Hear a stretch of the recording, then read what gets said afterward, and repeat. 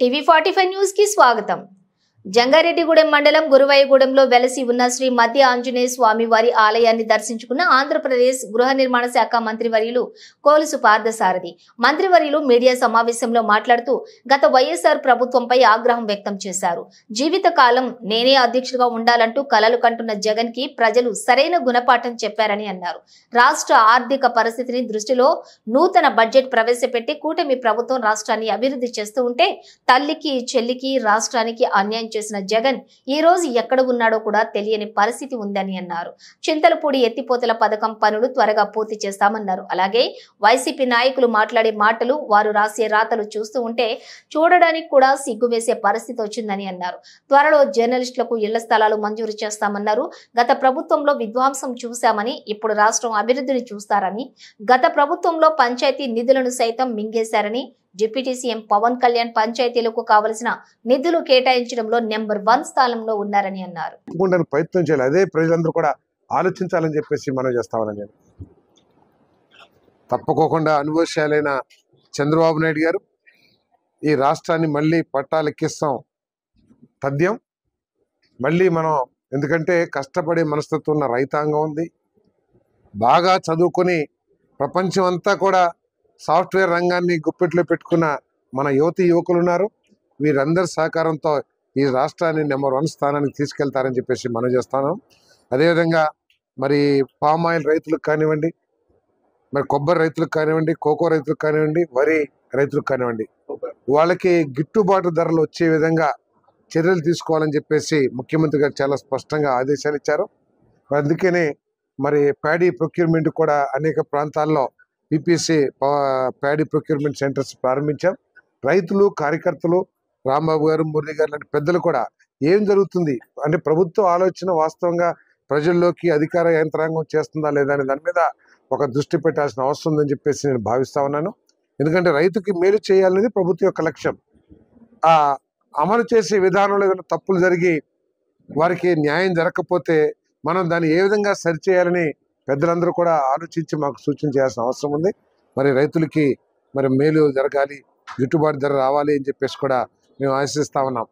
మరి land acquisition కూడా చింతలపూడికి మరి సరసమైన ధరలు కావాలని మొన్న రాంబాబు గారితోనూ మురళి గారితో కూడా ధరలు ఏ విధంగా ఉన్నాయి, రైతులు ఏం ఆశిస్తున్నారు, రైతులకు ఉన్న నష్టం ఏంటి, వాటన్నిటిని కూడా పర్సనల్గా మాట్లాడి వీరి సమాజం కూడా తీసుకున్నారని చెప్పేసి మనం చేస్తాం.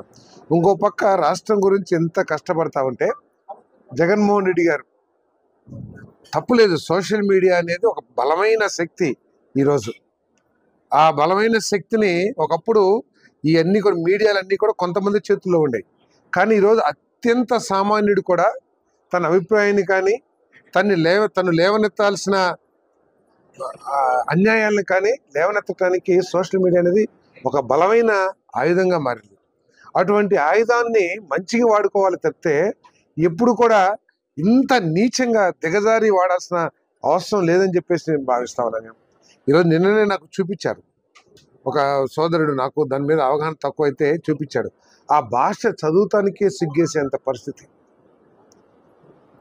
రాజకీయ నాయకుల కుటుంబ సభ్యుల్ని టార్గెట్ చేస్తూ వాళ్ళు చేసే కార్యక్రమాలు ఏదైతే ఉన్నాయో అది నిజంగా సభ్య సమాజం వాళ్ళంతా కూడా తరిమి కొట్టాల్సిన పరిస్థితి అని చెప్పేసి నేను భావిస్తా ఉన్నాను.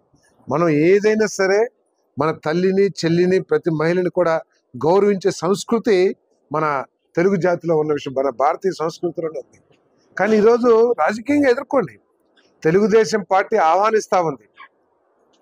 మీ విమర్శల్ని కానివ్వండి, మా వల్ల ఏదైనా తప్పులు దొరుకుతుంటే కానివ్వండి, పరిపాలన లోపాలు కానివ్వండి, లేదా పరిపాలన మెరుగుపరచడానికి, ప్రజలకి మేలు జరగటానికి మీరు ఎటువంటి సూచనలు ఇచ్చండి, దాన్ని ఆహ్వానిస్తాం. కానీ మీ చేతిలో ఫోన్ ఉంది లేదా సోషల్ మీడియా ఉందని చెప్పేసి రాజకీయ నాయకుల కుటుంబ సభ్యుల్ని, ప్రత్యేకంగా మహిళలు కించపరిచే విధంగా చూస్తూ ఊరుకోదని చెప్పేసి మనం చేస్తా ఉన్నాం. కఠినంగా శిక్షించడానికి ప్రభుత్వం సిద్ధంగా ఉందని చెప్పేసి కూడా మనం చేస్తాం.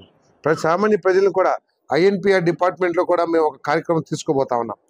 మొత్తం అన్ని జిల్లాల్లో కూడా ఈ కాలేజీ స్టూడెంట్స్ని, మహిళల్ని, ఆడపిల్లల్ని పిలిచి ఈ అవేర్నెస్, సోషల్ మీడియా మీద అవేర్నెస్ కార్యక్రమం పోలీస్ డిపార్ట్మెంట్తో అంతా చేసి ప్రభుత్వ కార్యక్రమంగా ఒకటి చేద్దామని చెప్పేసి భావిస్తా ఉన్నాం. సోషల్ మీడియా మంచి చెడుల గురించి, అదేవిధంగా మహిళల ప్రత్యేకంగా చిన్నపిల్లల మీద జరుగుతున్న దాడుల గురించి, వీటన్నిటి మీద అవగాహన చేయడానికి ఐఎన్పిఆర్ నుంచి ఒక కార్యక్రమాన్ని కూడా తీసుకోబోతున్నామని చెప్పేసి మనం చేస్తూ, మరి తప్పకుండా ఇక్కడ శాసనసభ్యులు కానీ పార్లమెంట్ సభ్యులు కానీ ఈ నియోజకవర్గ అభివృద్ధికి బాగా కృషి చేస్తూ ఉన్నారు. మన ఎంపీ గారు కూడా ఢిల్లీలో వారికి ఉన్న అవకాశాలను వినియోగించి రైతులకు మేలు చేయడానికి, అదేవిధంగా నియోజకవర్గ సమస్యలను అసెంబ్లీలో లేవనెత్తి మన శాసనసభ్యుల వారు కానివ్వండి, మరి ఇక్కడ జనసేన కార్యకర్తలు ఇక్కడ మన ప్రభుత్వాన్ని పటిష్టం చేస్తానికి కృషి చేస్తున్నందుకు వారికి ధన్యవాదాలు తెలియజేస్తూ, ప్రత్యేకంగా పవన్ కళ్యాణ్ గారు కూడా చాలా చిత్తశుద్ధితో ఈ రాష్ట్రాన్ని అభివృద్ధి చేయాలి, ప్రజాస్వామ్య విలువల్ని మళ్ళీ పాదుకొల్పాలనే విషయం మీద ఆయన చాలా పట్టుదలతో ఉన్నారని చెప్పేసి మనం చేస్తాం.